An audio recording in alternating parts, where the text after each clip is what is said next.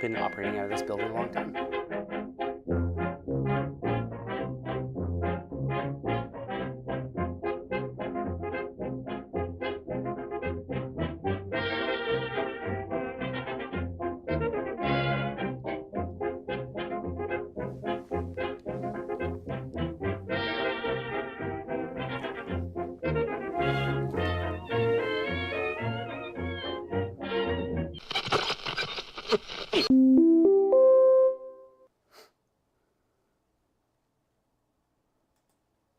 Okay, good morning, and thank you for joining us here on the 802 Scoop, live from 185 North Main Street in the Inside Scoop studio.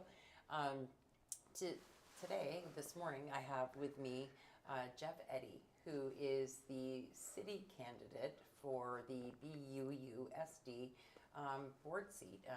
There are a few seats available this year up for re-election, and so the potential for some newcomers here and potentials for things to remain the same. We're going to wait until see what happens on March 4th. You can vote in the city at the Auditorium from 7 to 7, and in the town at the elementary school also from 7 to 7. So make sure you get out and vote. But for now, today, we'll be speaking with Jeff Eddy this morning, who, again, is your city board candidate. So we'll turn it over to Jeff and let him introduce himself, tell us a little bit about him, and what made you decide to do this. Nice. Raylene, I'm really excited to be here today with you talking about my candidacy. Yeah, so I'm a first-time homeowner here in Barre, and I'm really a proud homeowner. We bought the house in December. It was actually a surprise to get the phone call saying that our offer was accepted. We had been looking for a house in this area really seriously for 2 years. And it finally came through, and we couldn't be more pleased to have landed here in Barre, where we're at. Yeah. Nice. So you've been in Vermont for a little while. You're just new That's right. to the city. What made you decide to come here? So Central Vermont has been a really special place for me and my partner. We chose Central Vermont to move to as an option. We had the whole United States to choose from, and we chose Central Vermont. I grew up coming to Vermont and fell in love with Vermont as a child, and always dreamed of eventually living where my favorite place in the world was. So when it was time for us to make a move, we put all the states up on the board, and Vermont came to the top, and we landed in Montpelier, found jobs, and then started pursuing home ownership. And here we are. December, we closed on our house, moved in, and now I'm a homeowner and living here in Barre City. It's really awesome. Well, it's nice to have you. And you're a teacher locally as well.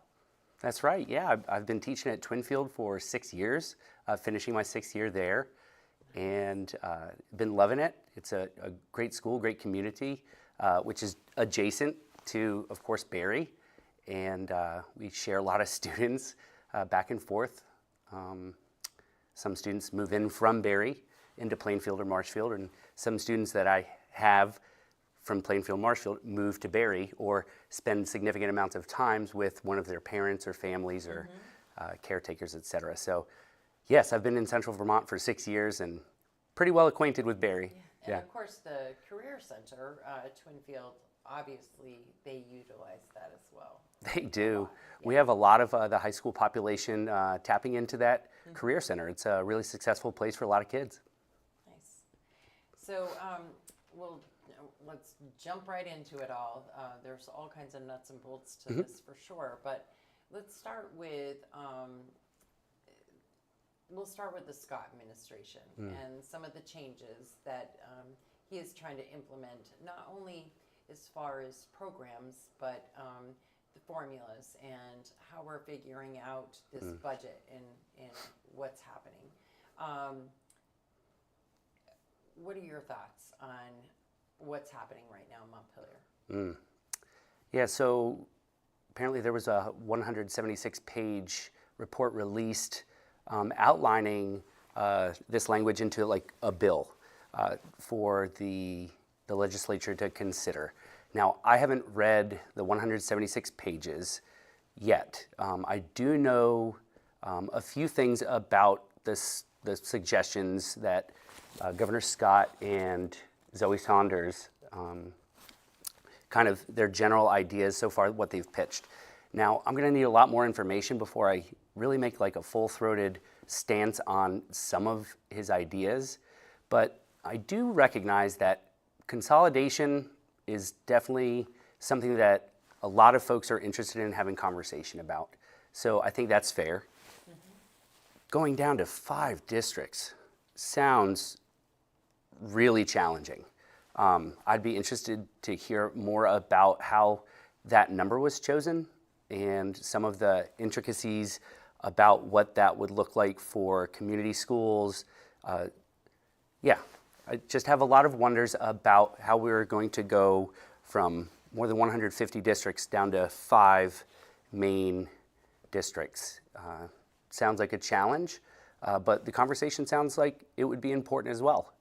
But Raylene, like, I do know that some of Governor Scott's proposals so far, there's one in particular that I want to make sure that Governor Scott and Zoe Saunders are aware of. Like the school lunch for all students is so important.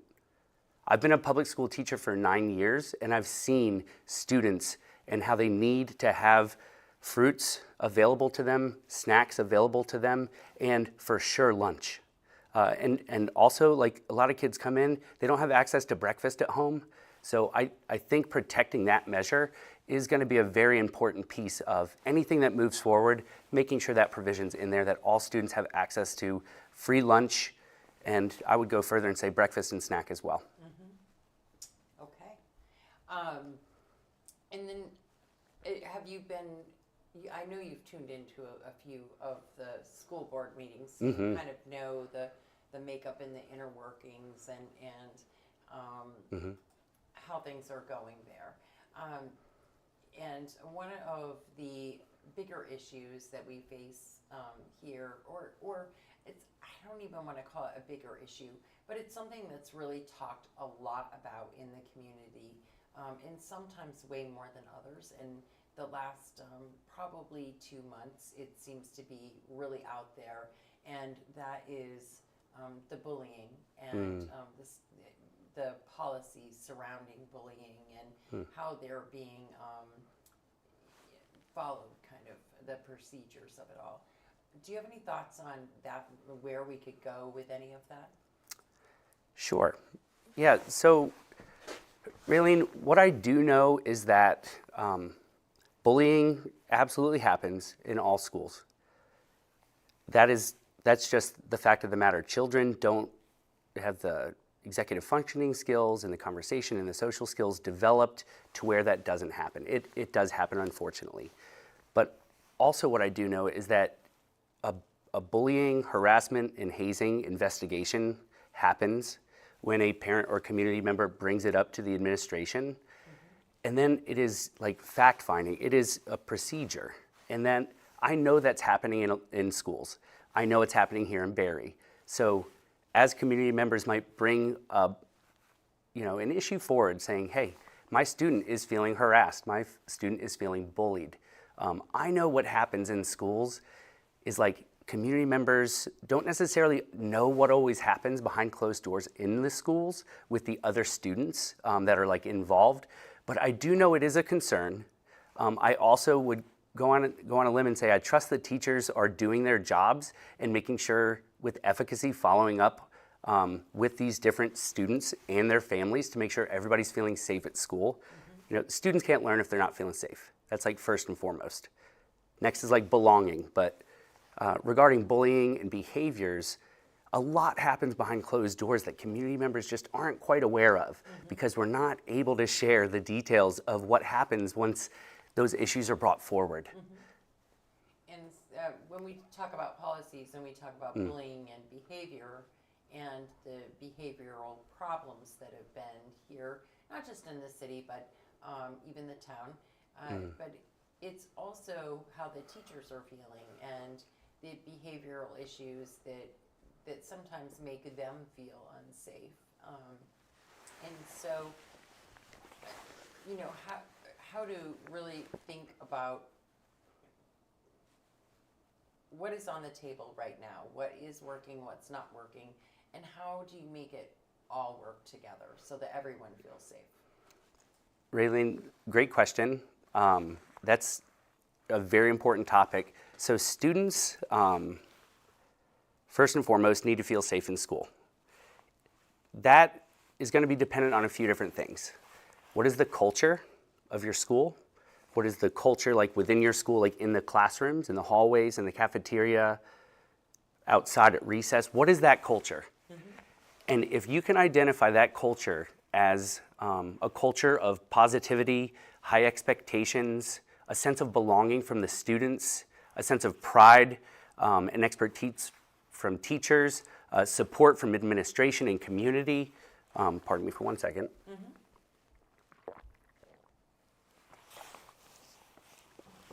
Okay, so if you can identify and cultivate that culture of respect, high expectations, love, belonging, and like a shared learning space, like that's like the baseline. You need all of those tenets to be able to then move outside and like develop your school culture as a place of a feeling of belonging. You can ask teachers and students, how do they feel while they're in school? What is happening? If that report comes back and students don't feel respected or belonging, that it should be addressed. If the teachers are feeling like not supported by administration, or maybe like struggling because their students are still feeling bullied or harassed at school and it's not working.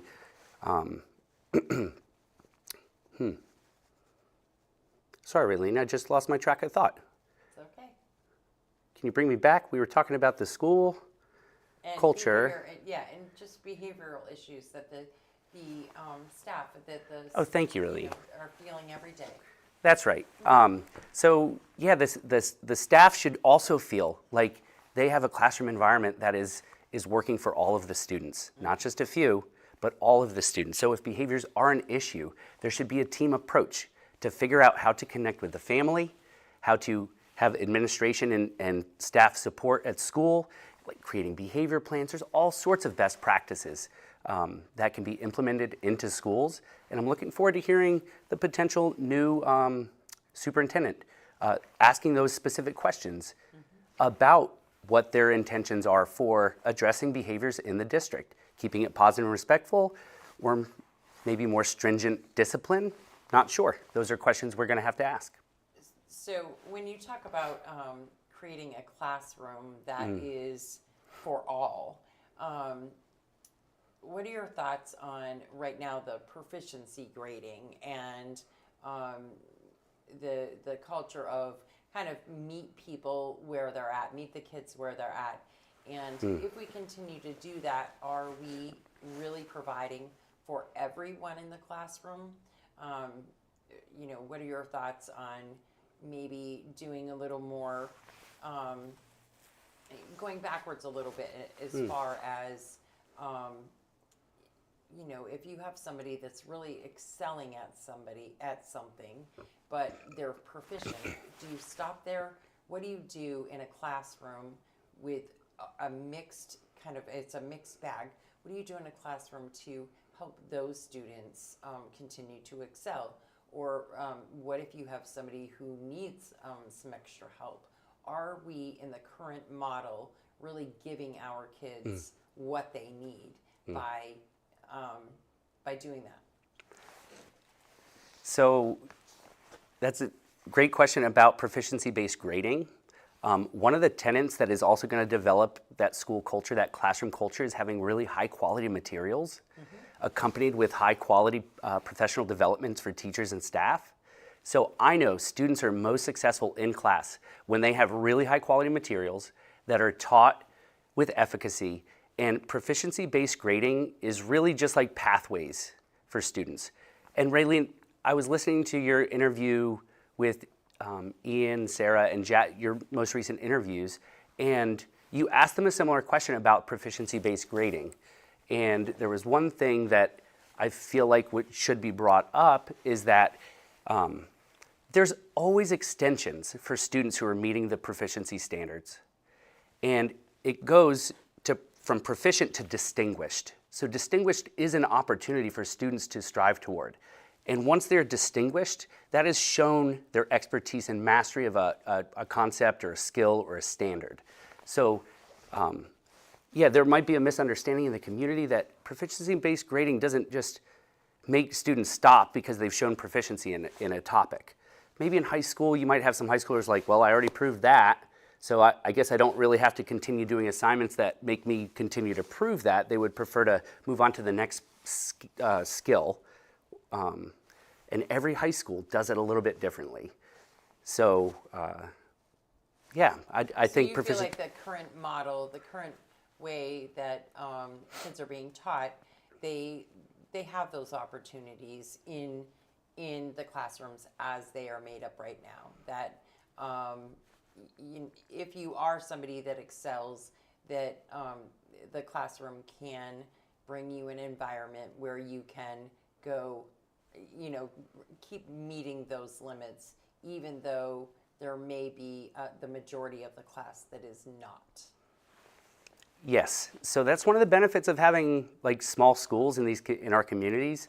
We're able to make those decisions based on the building's needs and the students' needs, and that's developed and cultivated by the administration that hires and retains teachers and builds that culture. So, I can't speak exactly to every single classroom at Spalding has extension opportunities for all students at all times. Like, I can't make that blanket statement, but I do know that as we are developing policies and moving forward, really, we're going to need to push for that to make sure that students have high quality materials and they're able to move forward to distinguished and like extensions, not just like to stop their learning just because they showed proficiencies, but still plenty of opportunities. And then we need to go to the opposite end too and say, are we spending enough time with our students? Do we have what we need to provide the students that need a little bit more?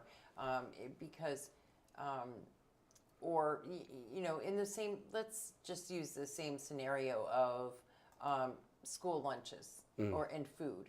So they're more than likely the same children that aren't being provided with those needs maybe aren't providing with the needs that they need educationally either. And so are we giving those students what we can? The question basically is our money going to where, are we getting what we're spending for? And are the needs of the kids really being met the way things are set up right now? So there's a couple pieces to that question. Yes, for sure. And I'm really excited to talk with you about that. So I'm a recent homeowner, and being a recent homeowner makes me really be critical of my spending.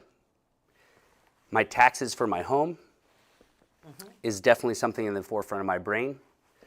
But what I do know is that when we spend money on students, that is an investment in our community. When we have strong schools, when we have students that are feeling high success, we have our real estate property values go up. It is a correlation that it's a really good one. When we have supportive schools, when we have students who are feeling good, our community excels. So as a homeowner who is scrutinizing my every payment, I also recognize that, yes, it's going to be a bill, but I'm going to invest in my community in that way. So I'm going to continue to put students at the forefront of my decision making. And before we get into the comments and questions online, let's just, we'll ask the last couple of questions that were asked of the others that were interviewed. Coming into the school, and your children being in the school, this, that kind of makes this question a little easier sometimes, I think. But if there was one thing that you could change, what would it be? What would I change? Okay. So for the record, I don't have children in the schools. If Oh, you don't? Okay. I don't. You teach. I'm a teacher. Yeah, of course, at the Twinfield School for 6 years. But when I come back to Barre, I'm not. I don't have children. Although I do attend some of my students' hockey games at the rink there. So I do have like kids in the community I care about and like Right. talk to, et cetera. And like I've already met some of my neighbors' kids, et cetera. But no, I don't actually have kids in our school system. So what was the question again? Every day. Yeah, every day. Oh, So every day. If you could change one thing, what would it be?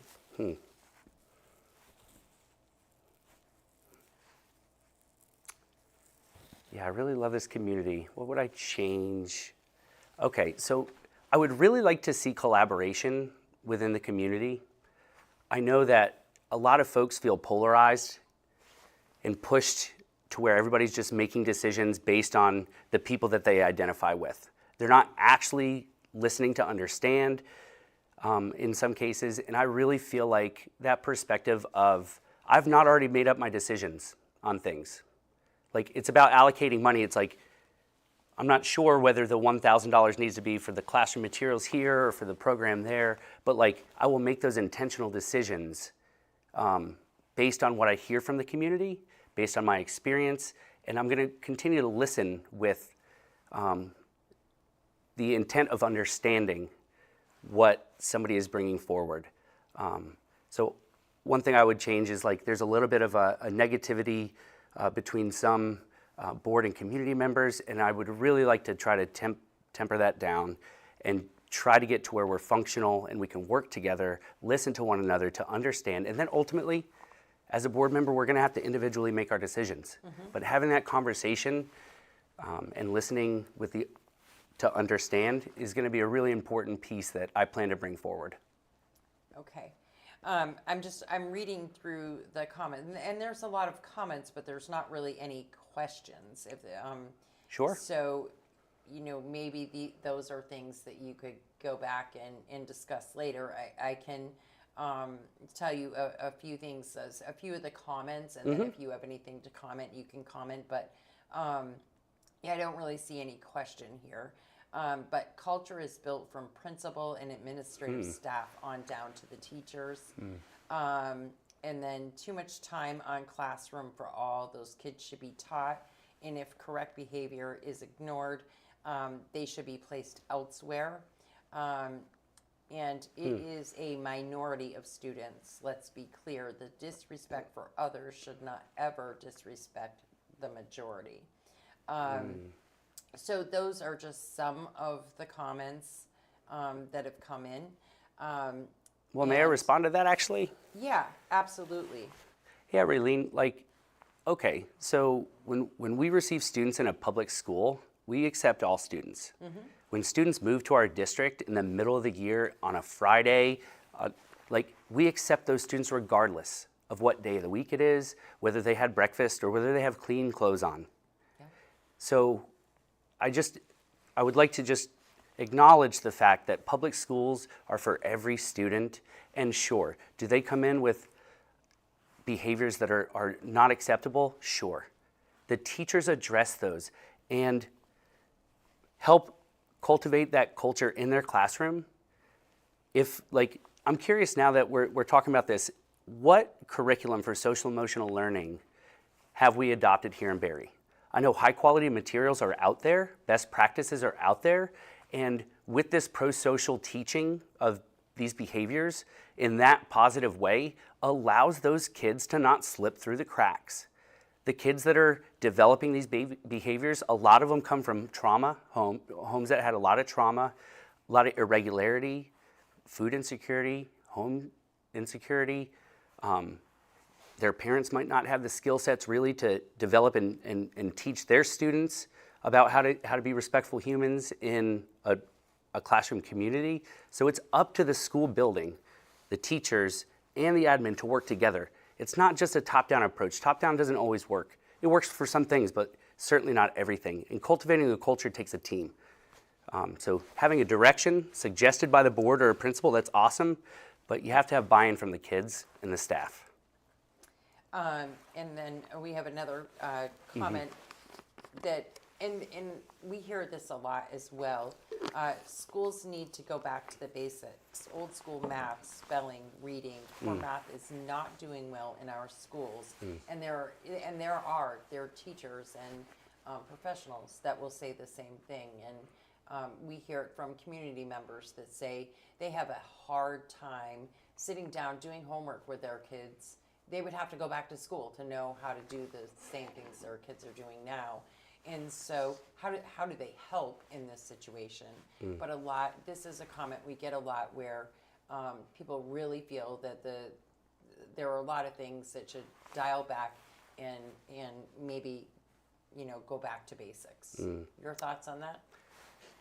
Yeah, so we do a lot of skill work around number sense in schools.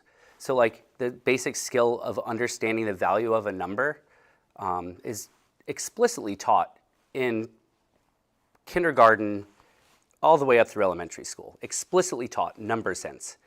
The Common Core standards are written in such a way that it is a little bit confusing to folks who had a traditional education like me, probably you too. I didn't get the experience to like really explore the understanding of numbers as much as I just did with like the old school way is just do an algorithm. And that's a really abstract concept. So what we're trying to do in elementary school is teach number sense and understanding, critical thinking and problem solving skills. So that skill set is transferable across all sorts of different content areas. So if we're effective at that in elementary school, those students are going to be much more successful as they get onto middle and high school. But what do you say to the parent that is struggling to help their child at home? I mean, we want the parents to step up and be a part of the process, but if the process is something that is taking you as a teacher 3, 4, 5 years to get a child to understand, what do we do when we go home and they put this in front of their parent and say, I don't know how to do this?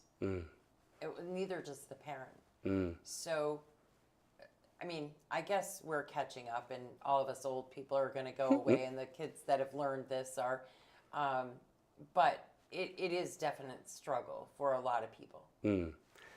Yeah, that is for sure. The struggle at home, at the dining room table with your kid, I remember having that struggle with my parents. My mom in particular, I remember sitting with me, helping me do my projects, like starting the drawing for whatever animal I was studying, but I had to finish it. And I remember those conversations, they were really hard. And when my mom was like, I also don't understand this. So what we're gonna do is I'm gonna talk to your teacher tomorrow. And I remember having those conversations going to school. My teacher's like, hey, you didn't do your homework. Why didn't you do your homework? Well, me and my mom couldn't understand. So that conversation's still relevant today. It's still happening. Regardless of what the objective of the assignment was, like it was happening then, it's continuing to happen.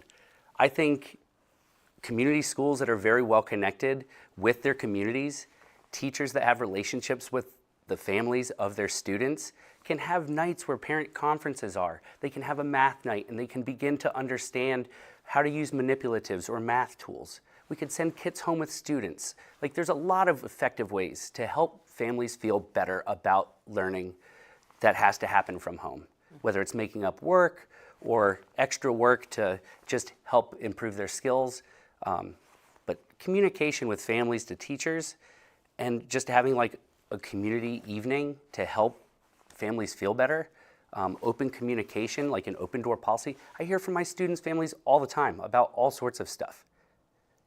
So let's go to the communication between, and not just teachers, but the board and staff. And if you're going to a teacher, if you're going to a principal and saying this is wrong or that's wrong, and you're not getting anywhere, and you decide you're going to go to the school board meeting and you're going to, bring your troubles there and ask for help.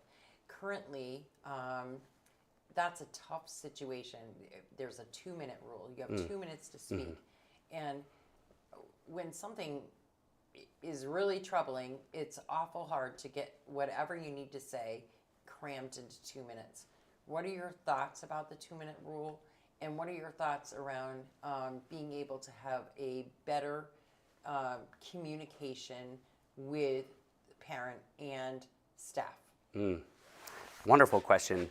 I I don't really like the 2-minute rule so much. I'm a believer in democracy and the democratic process. That includes like sharing time, taking turns, not speaking over each other, having decorum, having respectful conversations with differences. I understand why it could be put in place under certain circumstances after a conversation has been belabored or something like that, but that would be through the chair. The chair would have to kind of take that leadership position and make that decision on the fly. But I do believe in the process of democracy, and having back and forth conversations a big part of that. Listening is a huge part of that. And then ultimately making the decision based on everything you've heard and everything you came believing to begin with, and then making that decision. So, yeah. Yeah, there are certain instances, there are instances that I've seen. I watch a lot of the board meetings where I've seen parents come, they're frustrated. Their child isn't getting the education that they feel they need. Their IEP isn't being met or not even in place, or their child is having a problem with a bully.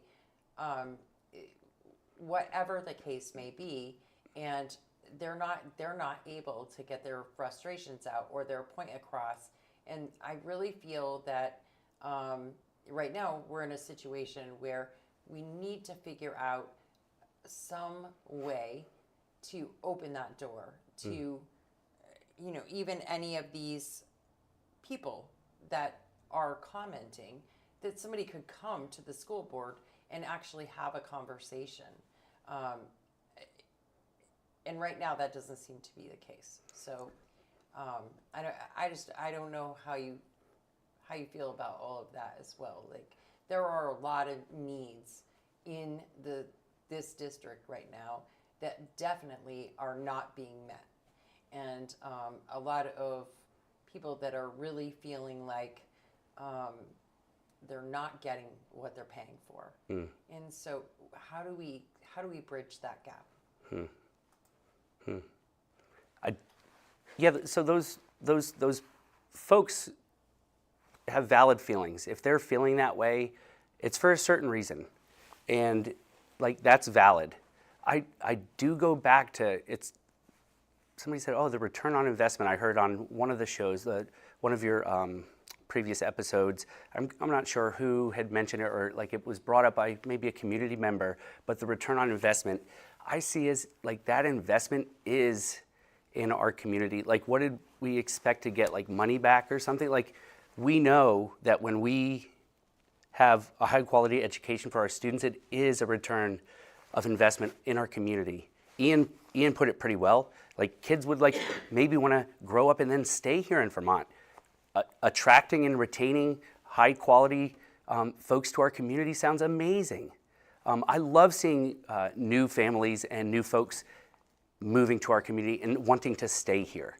And if we continue to have maybe some negativity on the board and going back to things that are like, it's already been hashed out, it's like, let's move forward and like have a collaborative conversation about all of these things. Yes, the money is right here on everybody's forefront of our brain. We know taxes and tax rates and Governor Scott's plans, and like, we're all very well aware.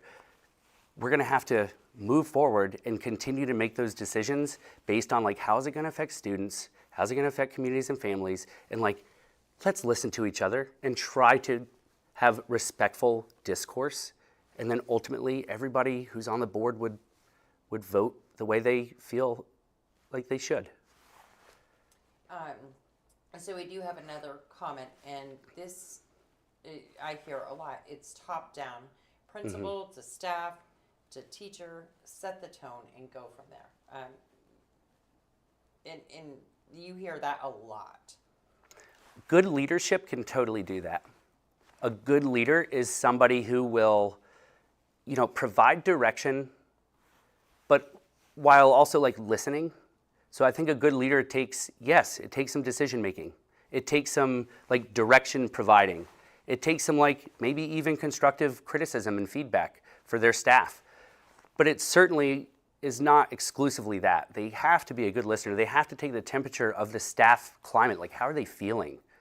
And Furthermore, like, how are the students feeling about these decisions? If we just ignore students who are feeling really like not identifying with school, like, we have to look at that closely. Why? I've had many hundreds of students in my tenure as a public school educator. I've had students with all sorts of experiences.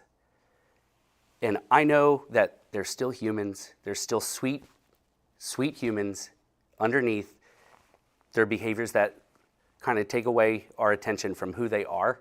And when you have a classroom and a set of teachers and an administration that believe in those students, it can turn around. High quality materials, high expectations, love, balanced with authority and like those guidelines to keep everybody safe. But if you have those tenets, you can have a really successful school. I've seen it, and I know we can have it here in Barre. So let's talk about Barre and the makeup of Barre and the makeup of Vermont. Do you think that we push college too much and the trades not enough?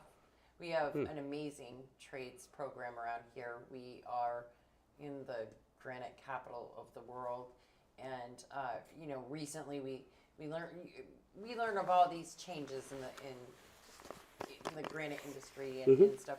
But do you feel that we really don't push those trades and the education as much as we possibly could, in that we are hyper focused on college? What an interesting conversation. Yeah, so I live in elementary land most days regarding the conversations about classroom culture. Elementary and middle school is my expertise. I'm very familiarized with that. And I have a lot of friends who are teachers in the high school. Basically the feedback I get from community members and also folks who are public school, high school teachers, feel like the Career and Tech Center is a very successful spot for a lot of kids. It provides some flexible pathways for kids who traditional school might not necessarily be their preference. I personally went to a high school that also had kind of two paths, a university path and a technical path, and I took the technical path side. That was based on a few different suggestions from staff and my family, et cetera. But I do know that currently, I know students are finding a lot of success in the tech program and also in the traditional public high school. So both. Ed, is it mine or is it Jeff's? Excuse me? Ed is saying that the microphone volume is low, but I'm showing that they're both tacking out. So I'm really confused so I'm not sure which one is the trouble, but I show that we're both tacking out into the red. So I'm just trying to figure out which one is the problem.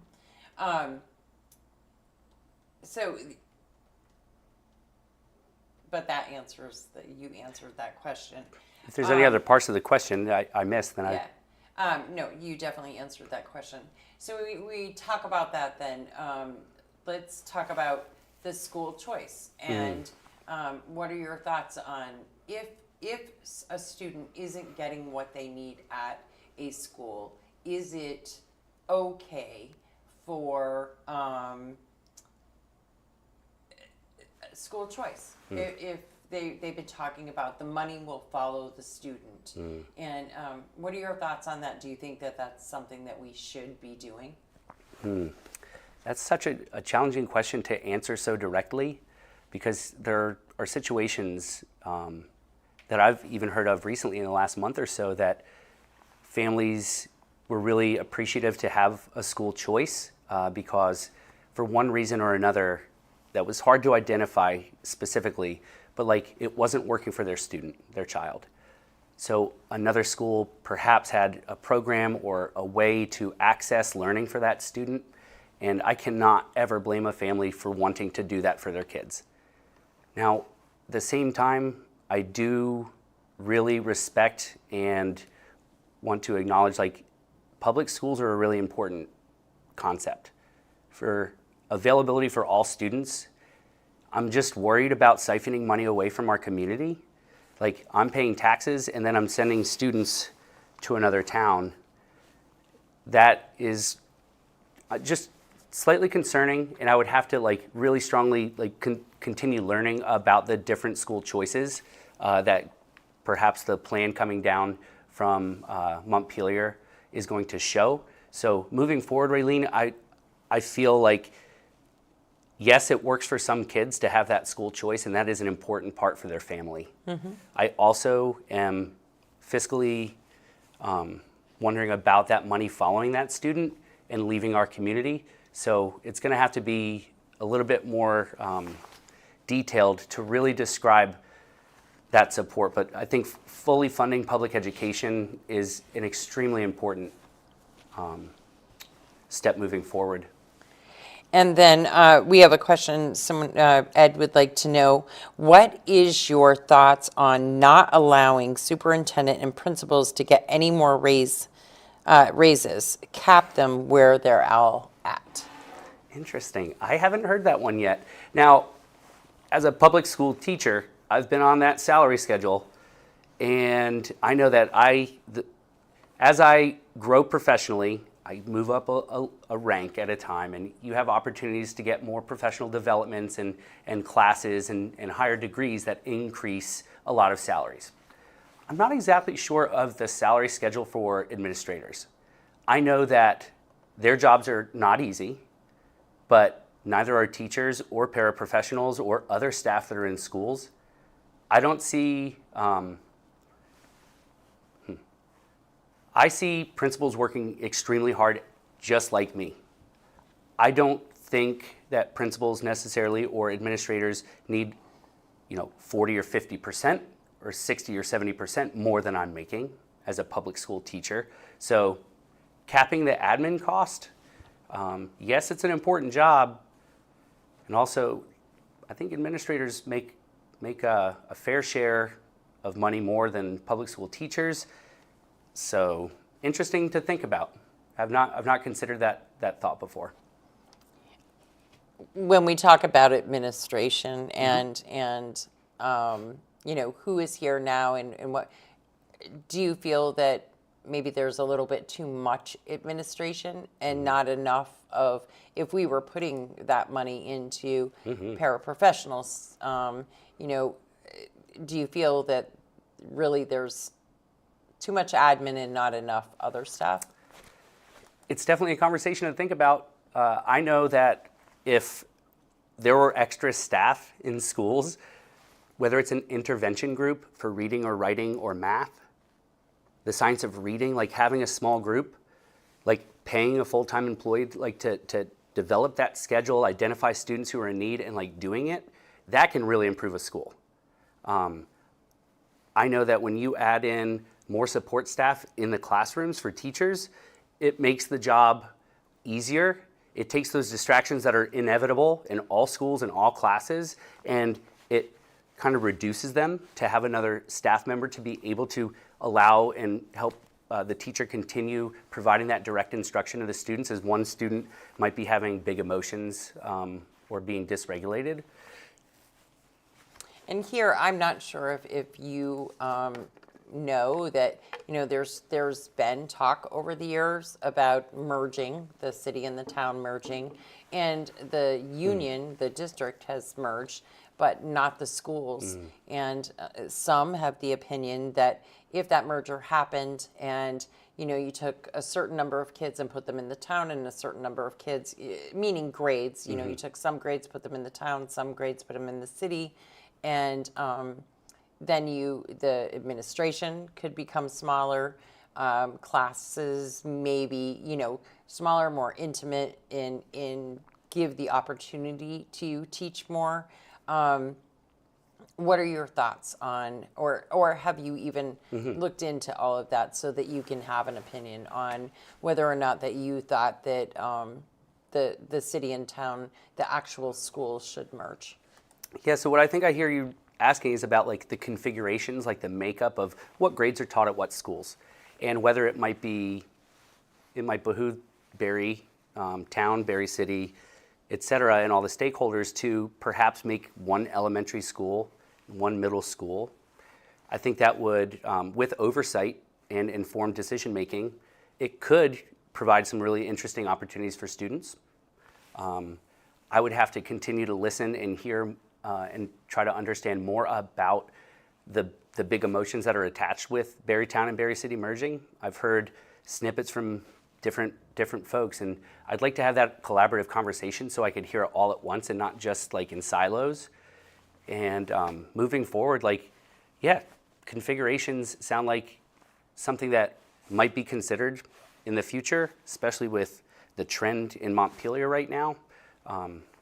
Yeah, I would have to have a little bit more information, but there's some interesting thoughts around providing students more opportunities, reducing admin cost, but all the while making sure like we're not reducing the amount of staff, we're not increasing the class sizes to where it's like really challenging, teacher to student ratio. So those are just considerations to think about as we're having those conversations. But I would, like I said, just have to hear more information from Barrytown folks in particular, and a few more from the Barre City as we move forward. Because I've already heard a little bit, I just need to hear more. Okay. Yeah. And we'll take one more comment before we move on to, or maybe we'll take a couple here because they're on the same line. Sure. So we'll take a couple of more, and then we'll move into closing. We'll let you Sure. tell us why we should vote for you, and yeah, and then we'll set it out. You can come back as many times as you want to, make sure that you're keeping up with the questions and stuff that are online. So what is dysregulated student? More classroom staffing and less administrative staff? That's Well, there were one. two parts of the question. So first off, they were asking, I guess, perhaps for a description of what would you qualify as a student who is dysregulated. So a student who is dysregulated is a student who is, in the moment having big emotions and perhaps not really able to think clearly, logically through those emotions, and instead have behaviors that are unexpected, like pushing a book off of the desk because they're very frustrated. Maybe somebody took their pencil. There are all sorts of different ways that students come to feeling dysregulated, but in general, it's just like kind of having big emotions and not really thinking logically around how to move forward. It's more just like being in that emotion and responding to your environment. And what was the second part of that question? Let's see, more classroom staffing and less administrative staff. So, administrators do an important job. They do a lot of the business side of a school. They do a lot of communication and coordination with bus and routes and programs. So their job is important. But yes, more staff that are qualified, more staff that are having face time with students, more staff that are able to help students regulate their behavior, more staff that students trust and feel loved by. Those are ways to decrease those dysregulated students' behaviors in classes. And yet it really does all go back to the culture. You want to develop the culture, cultivate the culture, and keep a close eye on it so all kids feel safe so they can learn. What is your thought on student ratio?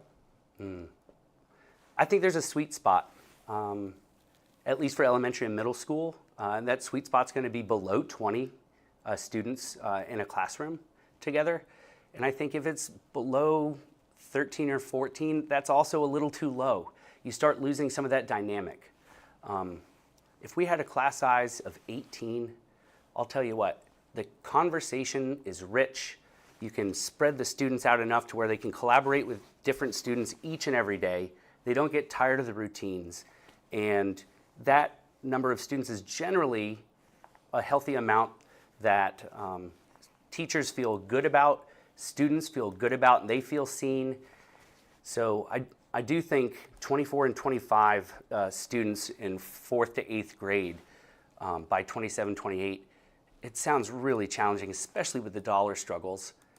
Unless we have some funding formula that allows for more staff in classrooms, it seems like a lot.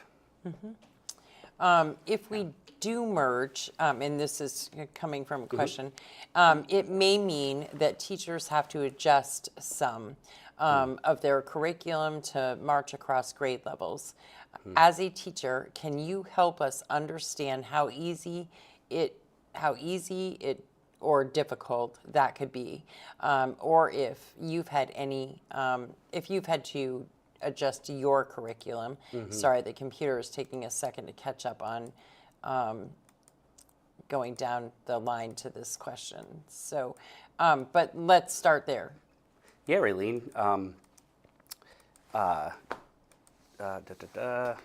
You just, sorry, I got. Yeah. How have you had to adjust? Have you had to adjust your curriculum, and how has that experience been for you? Right, That's so- the last part. So, and your initial question was like a blended classroom model? Like multiple Well, grades they in said one room or if something? we do merge, it may mean that teachers have to adjust some of their curriculum. And have you been faced with that?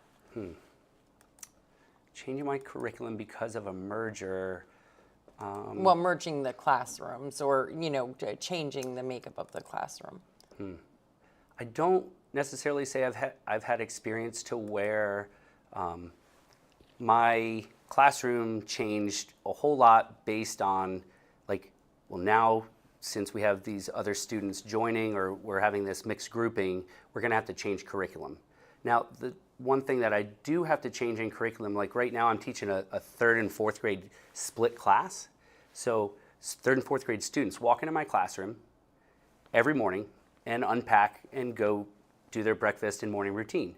And then we break up into their class cohorts where we do, they leave to go to literacy class, and I take some students from another teacher and provide their math instruction. So there is some considerations for like the curriculum when you're trying to get creative. It changed this year. Me and my teaching partner started off teaching both content areas to 2 different heterogeneous groups. That is the mixed groupings, not specifically based on their skills or their needs, but like everybody's in the class receiving their high quality grade level instruction. Well, we realized 4 or 5 weeks in that that model would be more efficient if we tweaked it. So now I took on more of the math content, and my teaching partner took on more of the reading and writing instruction. We still collaborate about all that stuff, but having those conversations as a team, like in professional learning communities, and helped with direction from our principal, has provided us, like, we're having a great school year. We had to be creative and adapt, but I think teachers are going to be able to adapt very well. Students are going to adapt very well. So you can get creative if there's a merger, for sure.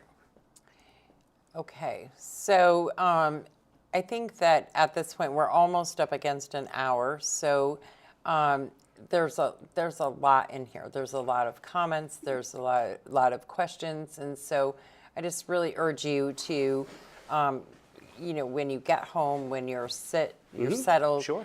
Go back, go through the comments, and that way people don't feel like they weren't heard. It's hard to keep up with it all when you're doing this, because you want to do the interview. You also want people to participate. So we just want to make sure that those people get heard. So if you can go back and check those comments and know that a lot of people are working and this won't get watched until later. So it'll take a few days of you doing this for sure, going back and forth. But in closing, please, drive it home. Why do we vote for Jeff Eddy? What is it about you that should make us say, yes, that's the guy we want? Thanks for the question, Raylene. Just to answer the previous statement about the comments and going back to address those, definitely that's going to be very important for me to do. Go back and look at that so folks do feel heard. I happen to be on vacation this week. That's why I'm able to be here with you today, because our school district is on break. So please email me or check out my Facebook page for direct messaging or comments if you wanted continued conversation. That's Jeff Eddy for Barre, Facebook, and jeffeddyforbarre@gmail.com. So back to your final question, Raylene. Why me? I am a community member that cares deeply about the success and well-being of families and students.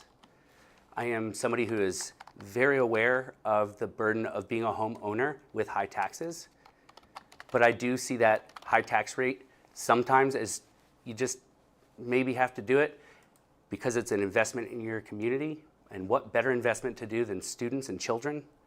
Hopefully they end up retaining and staying in Barre as they get older and make their decisions. But if not, whatever. I love Barre City.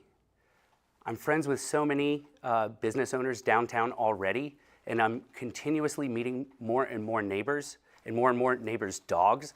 We have a very popular road where there's a lot of dog walkers. So I'm going to provide insight for students and teachers about what a school looks and feels like, how to improve that, all the while making decisions, understanding that families are feeling really tight right now financially. So everything will be looked at, talked about, discussed, considered, and then ultimately we'll have to make our decisions. But I'm ready to make those decisions with all of those aforementioned considerations. I love our community. I love being a homeowner here in Barre. Super thankful to have you here, to have all of the candidates on, to hear all of our important understanding of why we're running. It's an important part. So thank you, Raylene, for having me and all the other candidates as well. I'm looking forward to hearing Terry's.